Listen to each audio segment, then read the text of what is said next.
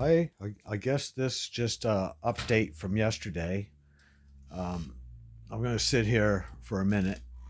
Anyway, this is the hub that I wasn't going to use. I decided the uniqueness.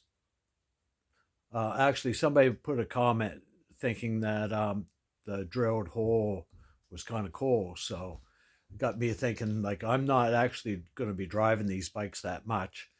And if I put this 16-inch or 19-inch front wheel on the front, I want something to make it look a little bit unique. And I guess a drilled hub and the backing plate modified is unique.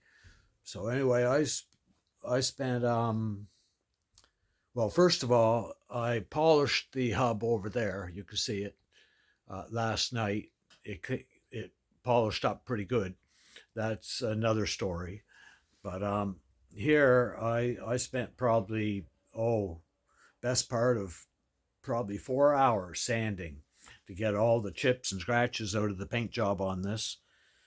Um, the paint was like it sanded like stainless steel. The paint was so hard. Um, I sanded it up like I started with 180 and went up to 400. And anyway, then I painted it. But it was really, really hard paint that was on it.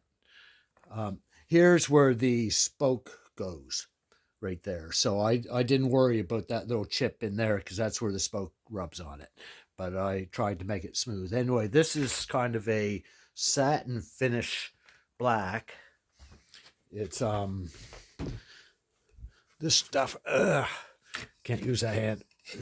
This stuff right here. It's for trim around the windshield when your chrome nickel, the black paint on the nickel chips off. You sand it with like 600 on a hot day, mask it up, and that's the stuff you put on it. It goes on a little bit funky. You have to be a little careful. And it says right on the directions 70, 80 degrees. So that's why I put it right here by the stove because a couple years ago when I was doing the Ferrari, some of the parts I was painting in the wintertime, I did it on cold days and it turns gray. So it has to be the temperature they talk about. So anyway, on this, I said I sanded it with Wore Out 600. Well, today I grabbed that piece of paper and opened it up and it was 1500. Wore Out 1500. But anyway, it came out good. But anyway, this hub, I can't pick it up. Just a sec. Yeah, that weighs probably 6, 7 pounds. And that weighs about 2.5 or 3. That's aluminum. This is magnesium. So that's why I didn't bother sandblasting it and polishing it because I'm not sure if you can polish up magnesium. So I just cleaned it up and painted it black, and I never left the house yet today. It's real bitter cold out, and so I'm just staying in here. But I kind of glad I got that. The paint, it goes on some smooth. That's one sort of a double coat. Like I go over the whole thing and then I go back over it at a slightly different angle. And yeah, anyway, I'm happy with that. But I'm going to be running this and clean this up and run this like with the holes. Um, Back long time ago, well, I had a 175 Can-Am. It was 2 weeks old, brand new, and I bought a smashed up brand new 250.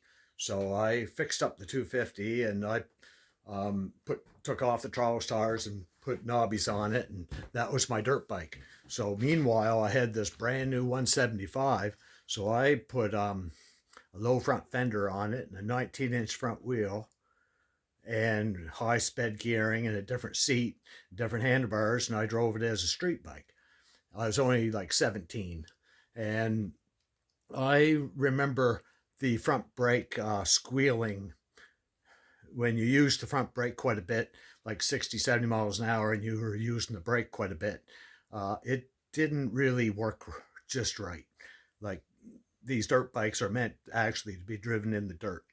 So it gave me the idea that if I make this sort of for the road, it might be a good idea to have air cooled brakes.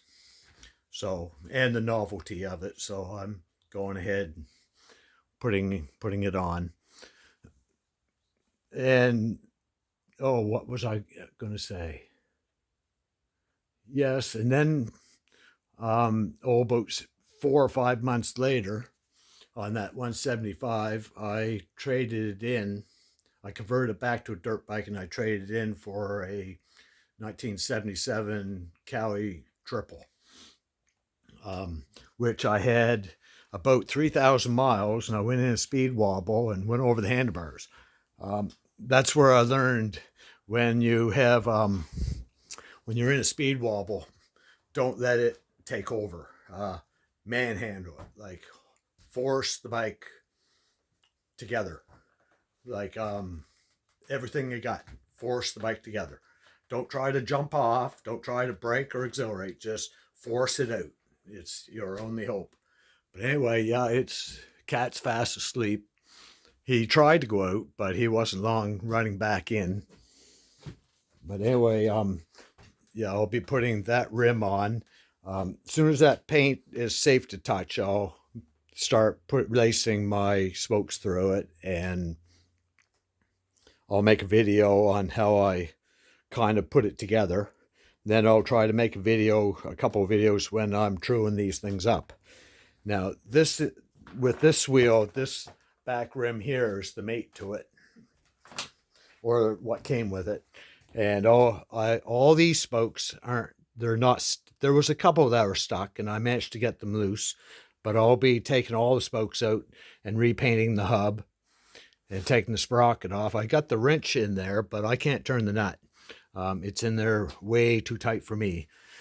I'll have to have some Hercules guy come take it off for me. But anyway, as soon as I get this front wheel back together, I'm going to take this apart and clean it up and paint it and put it back together and paint the things.